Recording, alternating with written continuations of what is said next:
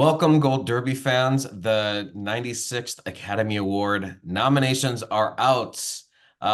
So we're here to give our thoughts, surprises, snubs. It wasn't too surprising. There were a couple shockers we'll get to. But with me today are my colleagues, Daniel Montgomery, Marcus James Dixon, and Ray Richmond. So, Marcus, let's start with you. What were the most nominated films of the day? Well, first of all, Denton, you got 31st place out of 10,000 people. So congratulations to you. Wow. We're not going to talk about my score at all. I'll take a win where I can get it. But yeah, the big nominations leaders, Oppenheimer 13, it got the exact same number that everyone thought it would, including at Gold Derby. Poor Things is next with 11 nominations. Killers of the Flower Moon gets 10, which, as Daniel pointed out, was the same as The Irishman and the same as Gangs of New York. Gangs of New York. So And then good luck number for Martin Scorsese. it's a good no. I mean, double digits. And then Barbie comes in with 8. Now, this 8 for Barbie is a fantastic number, but where's the actress? Where's the director? I am so livid that The director is in Screenplay is where she is. yeah, so they both got nominated because Margot's a producer and Greta is a writer. So, I mean, there's that. But still, these snubs really, really made me angry. And I feel like someone else needs to just start talking before I Well, something I rash.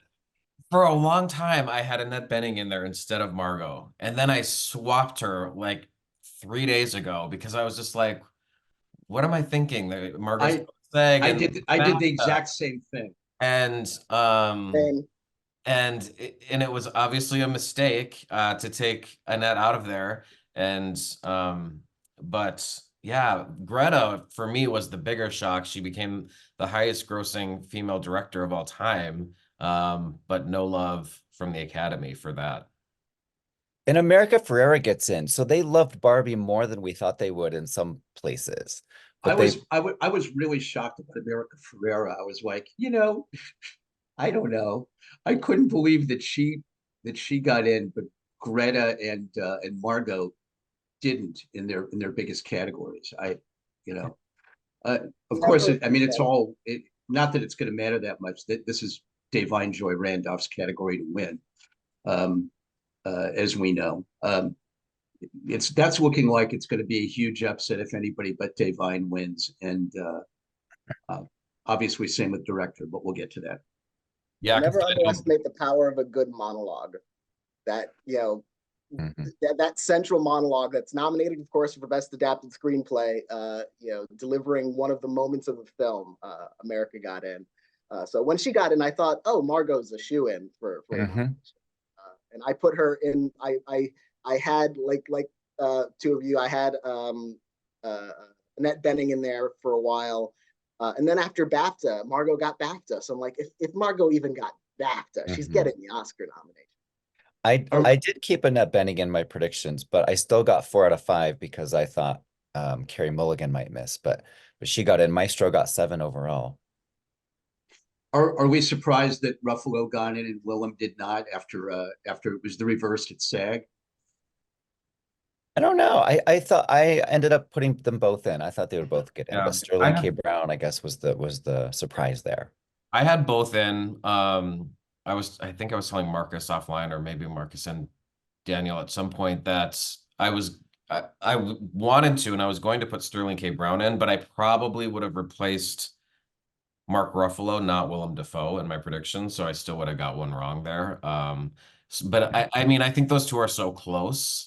Willem was probably a close sixth place, I would guess, in that race. It definitely is to Mark's benefit that Willem is gone, although this is probably another locked race with Robert Downey Jr. Yeah, Way out Mhm. front. Sterling K. Brown is an example of my head overruling my heart. I thought, you know what? I love his performance in American Fiction so much that he can't possibly get a nomination. and and then of course he gets in. I mean, it's completely deserved. But yeah, I had and I had Ruffalo and not Willem. But I screwed up something there. I'm trying to figure out what I Well, uh, screwed up. they had quite a bit of love for American Fiction, much more than any other Oh, award. I also thought Dominic Sessa was going to get that. Oh yeah. Okay. But they in general liked American Fiction quite a bit. I mean, we got Jeffrey Wright in, Sterling K. Brown, screenplay, picture. That's a pretty good showing for them. It has 5 total, And score. That was sort of a shock. Score. also with 5, Anatomy of a Fall, The Holdovers, and Zone of Interest. And the Holdovers is one to watch. I've had that in second for Best Picture for a while now, and now I'm keeping it there because it got basically the exact same nominations that Green Book got. It got picture, a lead actor, a supporting actor, or in this case, supporting actress, Divine Joy Randolph, screenplay, original screenplay, and editing. So it has everything Green Book had. And like Green Book, it's probably winning that supporting award pretty easily. And, you know, it could win the writing award like Green Book did. So, you know, and we've seen in the past that winning picture, supporting, and writing is a trifecta that a number of films have gotten in the last decade or so. So, And it could win Best Actor. I mean, and it could win Best Actor. I think Paul Giamatti is right up. He's gonna be the favorite. Yeah, I think so. you know, I was slow to that train, but I have him winning SAG now. So if he wins SAG, I'll keep him on top for the Oscars. I'll probably gauge my Oscar feelings by how SAG goes in those acting categories. But Best Actor, that's a race. I am predicting Paul Giamatti, but don't discount Bradley Cooper. I mean, he received Oscar nominations 10, 11, and 12 today. This guy is so overdue. It's almost comical at this point. Eventually he's going to win something. So if not he's this year, he's as overdue as Nolan. Yeah, even more so. Although the interesting thing that I hadn't thought of is that, I mean, if you go by nominations, Bradley Cooper is the most overdue, but if you go by time, Paul Giamatti is really the most overdue. This is only his second nomination, you know, and that snub for Sideways happened 20 years ago, which was before Bradley Cooper's first Oscar nomination. So you know, he's had an Oscar IOU going back a long way. And everybody wants him to go get another burger at In-N-Out. Come on. I feel like there are 3 pictures that are kind of outside possibilities. You know, everybody's going to be giving it to Oppenheimer automatically over the next several weeks, I think. But I feel like Poor Things, Holdovers, and American Fiction all have kind of outside long shot chances to win. 2 of those missed director though. Holdovers, missed director, and American Fiction. Were we surprised no Alexander Payne? I was. I mean, I think he was probably in the top 6 or 7. I think he was right up there with Greta and him probably are the 2 that missed. I don't think director is as important anymore with the spring choice voting. I know that now that the nominees are out, like to get in the nomination, I think I had American Fiction like 6 or 7. But now that they're in and it's going to be a ranked choice, I would put American Fiction in 3rd or 4th, probably. I think it's Oppenheimer, Holdovers, and then I mean American Fiction is right up there. Poor Things, it's my favorite movie of the year, but I know that it's not. It does not have the same feeling for everyone. I think that's a very divisive film. So in a ranked choice vote, I don't know if that could actually win. I could see a lot of people putting Poor Things down lower. But for me, I mean, this is support. Like it doesn't need, if it has the most passionate support, hypothetically, it doesn't need that many people to rank it 2nd and 3rd. It just needs enough to get to 51% or 50% plus 1. Didn't we think Everything Everywhere All at Once was divisive as well, and then it built and built and built. Yeah. For me, this is Oppenheimer at number 1, and then it really doesn't matter what I rank in my predictions at Gold Derby because Oppenheimer is winning this. I mean, do we all agree that this is a done deal for picture and for director? Director's a done deal. I don't agree picture's a done deal. Yeah, I don't think picture is either. PGA. Because we'll battle it out. Anything can happen. We've seen things that look good on paper have gone down in the past. I will say that Oppenheimer did everything it needed to do this morning to remain the front runner. Yeah. But you know, again, we've seen the Coda year, we've seen the Green Book year, we like this. You know, things can happen. You know, especially once we get the industry awards start announcing their winners and not just their nominees. Did Oppenheimer miss anything? I mean, I know Gold Derby was predicted Not a 13. single thing. So 13 it got, got predicted, 13 right. it got, and I think it was in the exact same 13 that we were predicting. Yeah, it was. And the only thing it could have done better is if it got like a Florence Pugh in there. But I mean, she was in contention for sure, but I don't think anyone was seriously predicting her. And we don't think the potential steamroller of this movie is going to carry Cillian Murphy over the finish line. It could. Yeah, it could. Yeah, But for me, I it's wouldn't say that's the fit, that he's not going to be the front runner. I think it's between him and Paul. I think I mean, he's been the front runner in our overall odds for the entire season. What about we mentioned Divine is probably winning, but Emily Blunt, is she not, you know, is she not somebody we should think about? I haven't heard a lot about, you know, a lot of excitement about her, not about her candidacy here, even though her nomination is only hours old. I don't. I honestly think the battle, you know, after all these years and all of these snubs, I think the sigh of relief is that, okay, finally Emily Blunt is an Oscar nominee. I don't know if there's that much juice to get her the win, but she's got the nomination now, so it's you know, it's one of those moments where I love it when an actor gets their first nomination, and so like you can't take that away from them. They are forever, like whenever you see their name in a trailer, it's going to be Academy Award nominee. We Emily talked Blunt, about Academy Margot Award being nominee snubbed. Jeffrey Wright, Academy Award nominee Coleman Domingo. It's going to be really nice for their careers. We talked about Margot being snubbed in actress, but what about Leo in actor? A lot of us saw this coming toward the end, but you know, a month ago, we all were predicting him to get it. Yeah, there just wasn't a lot of excitement for him in that film. Not as much as De Niro, who I would have really been shocked if De Niro had been snubbed. Yeah. Thankfully he wasn't. But yeah, that was kind of a, you know, a slow motion wreck that was that we could see over a period of days and weeks coming. By the time our Oscar nominations happened, he was 6th in our odds. I mean, he had fallen out of the top 5 Yeah. in our predicted overall odds.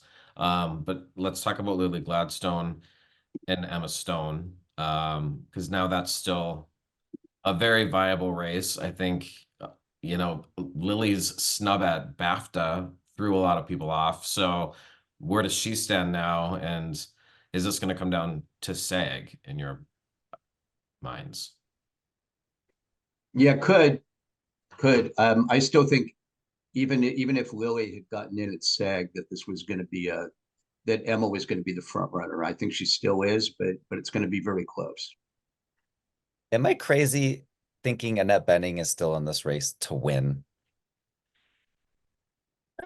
Crazy. She did win SAG for American Beauty, if I remember correctly. So, like, there's a lot of love, and she could win there potentially.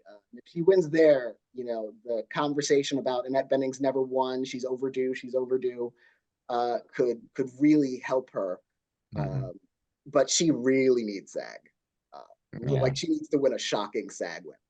She would be like the Jamie Lee Curtis, somebody that's worked with everybody, someone that, you know, we're not really predicting. And then if she wins SAG, she could go all the way to the Oscars. I think Carey Mulligan's got an outside shot here too. This is it's a great, you know, it's a great group. This is, you know, the strongest Best Actress lineup I can remember in several years.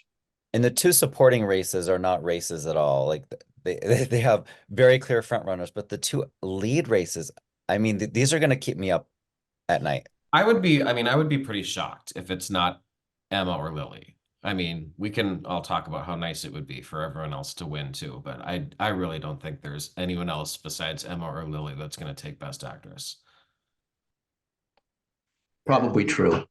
And SAG is going to be really important because if Lily doesn't win SAG, of course she's not at BAFTA. So I think it's game over for Lily if she can't win SAG.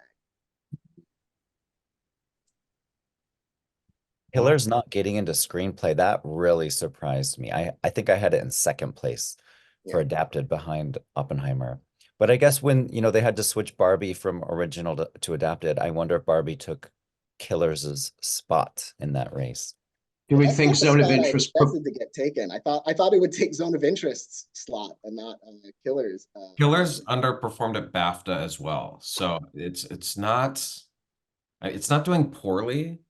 I mean, 10 nominations isn't bad. Is it 10 that they got? That's not Yeah. bad. But it's still missing in a few key races. Mhm. I thought there was a Screenplay chance snub Scorsese is might miss. deadly.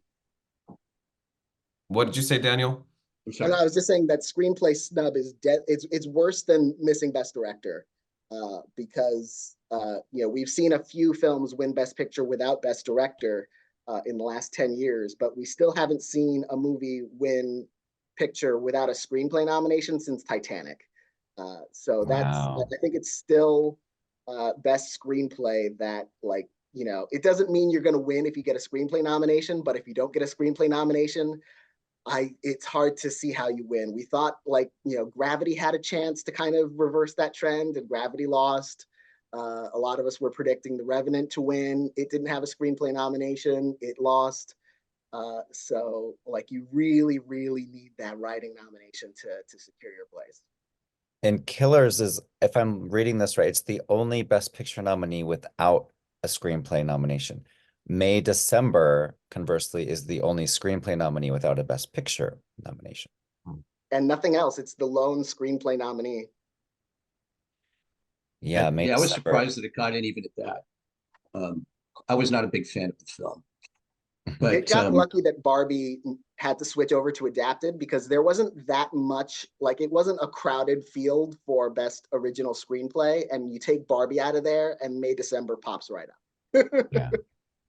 I love the fact that there's 5 categories where Barbie and Oppenheimer are going head to head. Mhm. Who would have, let's take a step back here. A couple weeks before Barbie came out, could you have imagined it was going to did it get 8 nominations? 8. Mhm. Could you imagine? I mean, people would have thought you should have your head examined. Really? Barbie is going to get 8 Oscar nominations, and now here it is, as a major competitor. What do we think is Barbie's best chance at a win?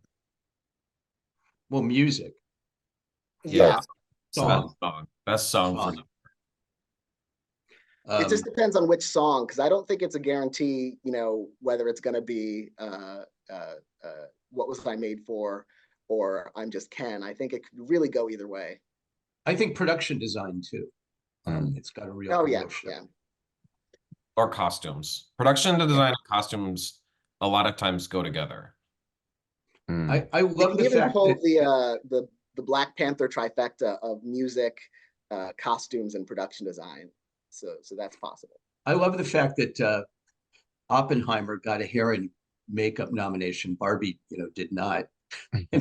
Because of course, when you think of the father of the atomic bomb, you think of how well coiffed J. Robert Oppenheimer was.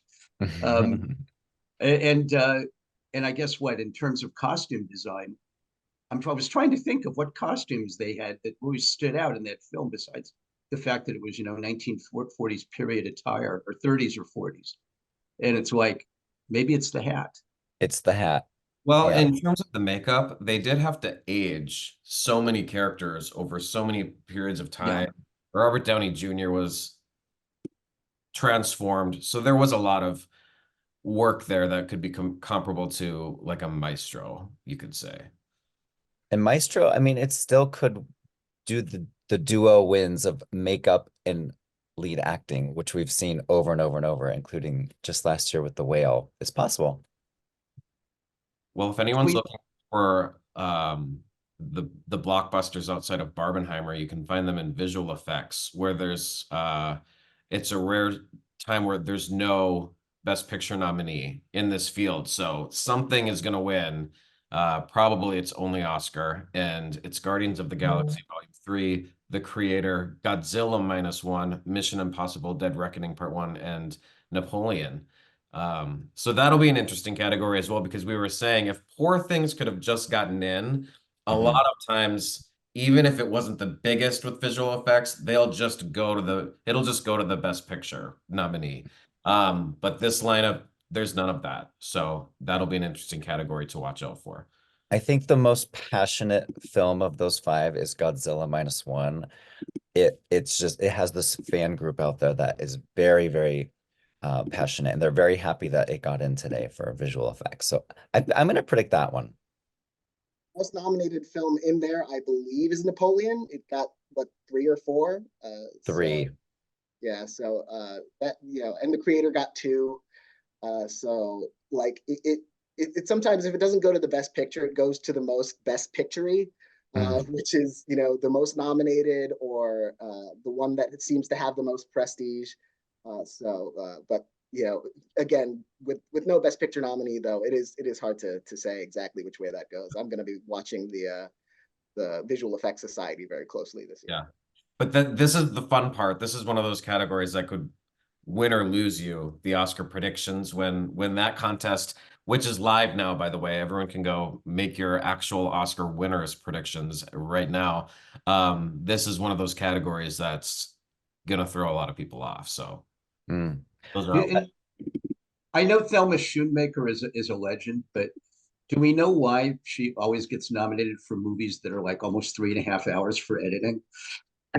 I mean, I just love the idea that, if it was 4 hours, would she be a slam dunk to win? I don't know. How much editing goes on there? Another snub I wanted to mention was Best Score, Spider-Man Across the Spider-Verse. A lot of people, including me, thought that would get in, and it didn't. And Daniel, you called Indiana Jones? Yeah, I looked at that race as I was making the predictions there, and I'm like thinking they never don't nominate when he's here.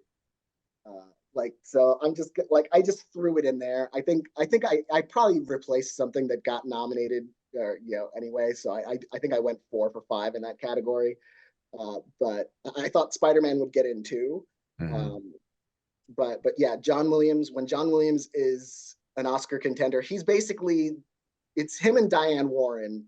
If they're in the race, they're gonna get nominated almost by default. Yeah.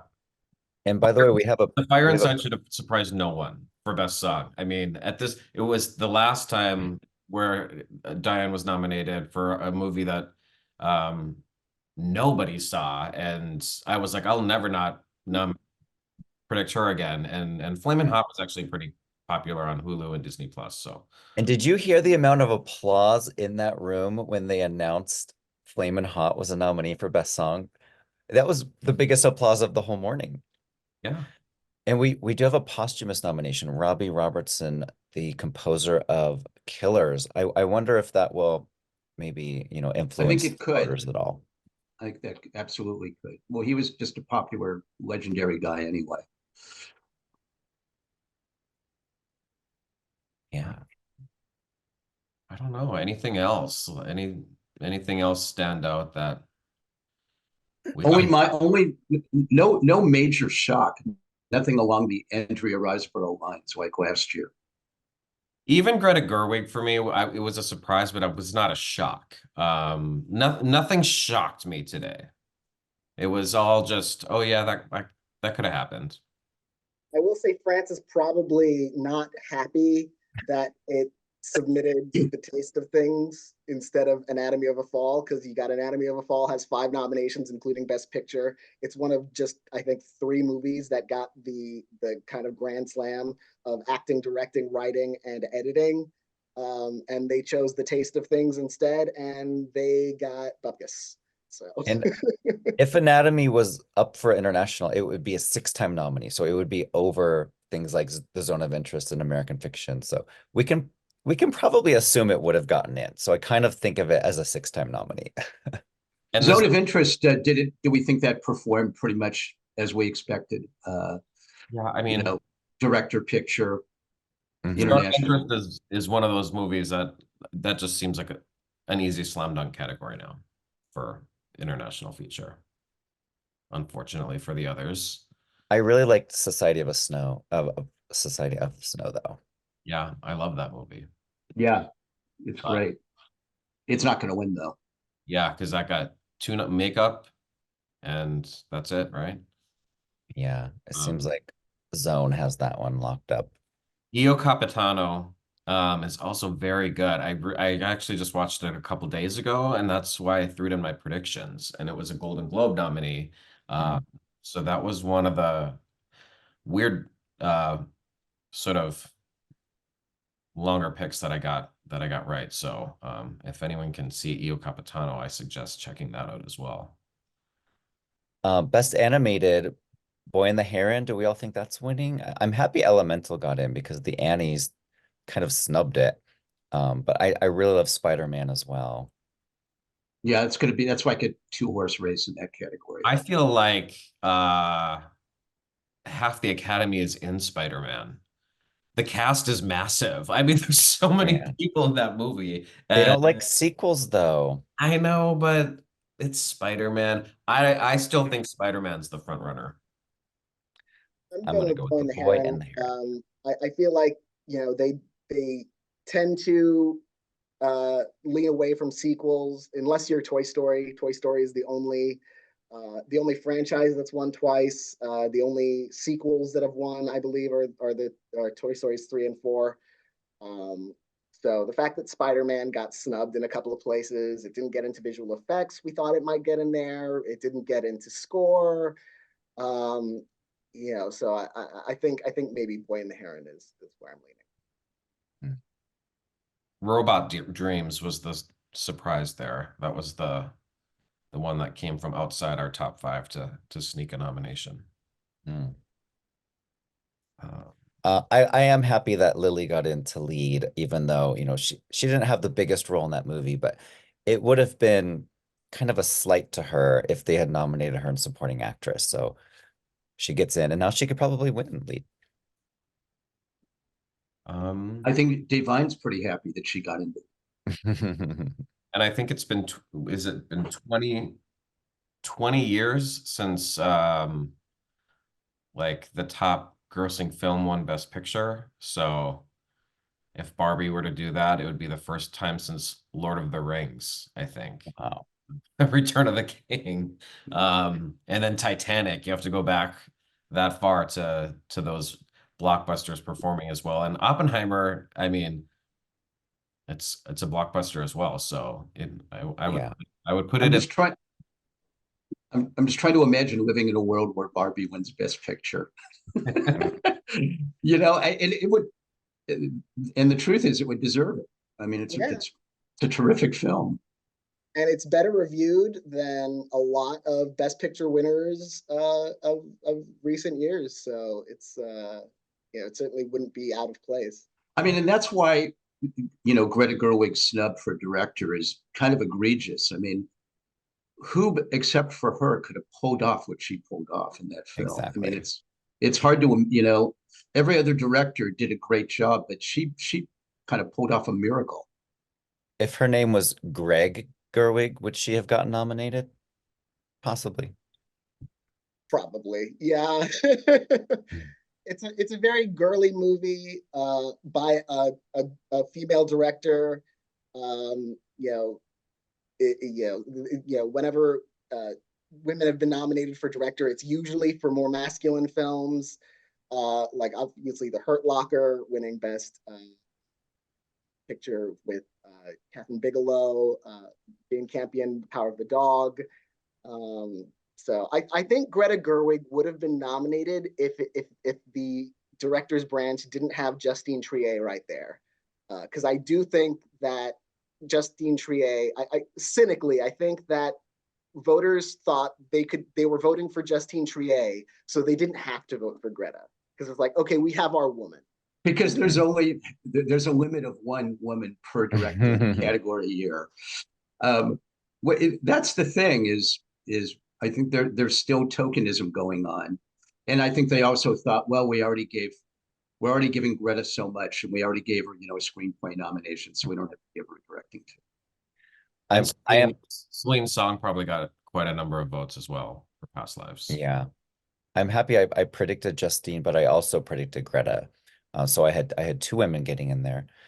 With Barbenheimer doing so well in the nominations and at the box office, do we all think that this year's Oscars is going to be one of the highest rated in terms of, viewers watching it? I think there's going to be a lot more interest this year than, say, the Coda year. I think it's going to help a lot. Yeah. Remember, remember the Titanic year is still the record. And when people know the movies, they flock to see how well it does. Mhm. Well, Titanic will stay the record because no one's going to top a No, television rating from 1997 ever again. There's too many things to watch. But if it doesn't improve in the ratings, that's a really bad sign because Yeah. you're not going to get two bigger movies than Barbie and Oppenheimer at the Oscars, probably again for quite a while. So Mhm. if it doesn't do better in the ratings, even with Barbie and Oppenheimer in the race, I do hope that's a lesson to Oscar producers and the Academy that they shouldn't chase it. Like if you can't get it with Barbie and Oppenheimer, just be the Oscars. Nominate what you're going to nominate. Don't throw out these ideas like best popular film. Don't do these gimmicks. That you're trying to make it more popular to the masses. People who care about the Oscars are going to care about the Oscars. People who don't are not. So stop, play to the audience you have instead of the audience you wish you had. You're not the Super Bowl. It's okay. Right. although it used to kind of be the entertainment Super Bowl, but not as much anymore. And don't add sketches if you don't really know they're funny. And 90% of the time they're not. So just go with the flow. Do you think they're going to invite Taylor Swift to present the category? Probably. or maybe to introduce one of the musical performances. Yeah. If her boyfriend wins the Super Bowl, maybe they'll invite them to come together. Oh, I think they're going to invite them to come together anyway. Come together. That would get a lot of clicks. And what about the brother, the shirtless brother? That would be even better, actually. But they have to keep him up in the balcony the whole time. All right. Well, we'll wrap it there. We're going to have plenty of these slugfests between us, and we'll have guests and other contributors and experts and everyone weighing in on the Oscars before they are presented on March 10th. And as I said earlier, you can go now. It is live in the Prediction Center. So go make your predictions and beat everyone and get those bragging rights. And thanks for joining us. Like you did today, Denton. Like I did today. You too can have your moment. All right. Thanks, everyone. Thanks.